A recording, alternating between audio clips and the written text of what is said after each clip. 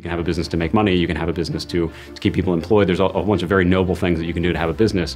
But what's super clarifying for me is, we're in the business of making medicine. Innovating in life sciences is different than traditional tech because the life sciences timelines are so long and it requires so much capital. I think sometimes there are real stakes in the life science industry. When you make a mistake, it actually means somebody's life potentially. And I think as a result, by necessity, sometimes we have to go slower. In technology, you can break things and you can probably pull back from that. But when we're talking about actually dealing with real human lives, I think we have to be cautious. You live or die by the decisions you make in the tech world. Very rapidly, you find out whether you made the right decision or the wrong decision. And that is not necessarily the case. You can recover more in the biotechnology space, but it does take much longer time. We all have personal stories of folks. There's someone in our family or a very good friend who's dying of what may be a preventable disease or a preventable death.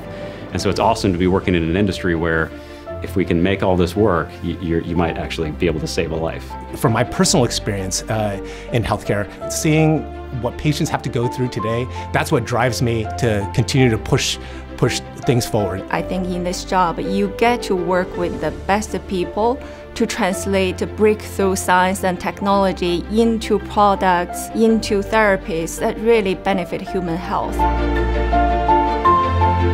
There is this explosion of innovation right now in the life sciences and in biotech. We're just checking down the list of important diseases that we're solving. Really the influence of data, specifically with genomics and how we can make decisions on biology, has rapidly changed the way that we could deliver new types of medicine to patients. We started to see all these research actually go to consumers. For example, genetic testing for disease. I think this is the best time for entrepreneurs and also for investors to really be in this industry. It absolutely requires working with a very sophisticated bank whose whole business is built on top of working with venture-backed companies, because it's just a fundamentally different asset class. They're highly collaborative and they bring solutions along the way. I see Silicon Valley Bank employing people who really truly understand the ecosystem that they're operating in. And even more importantly, I see Silicon Valley Bank being supportive of those companies through the ups and downs that they go through. I've partnered with SVB on all of my venture-backed biotech companies. And so having SVB alongside us there,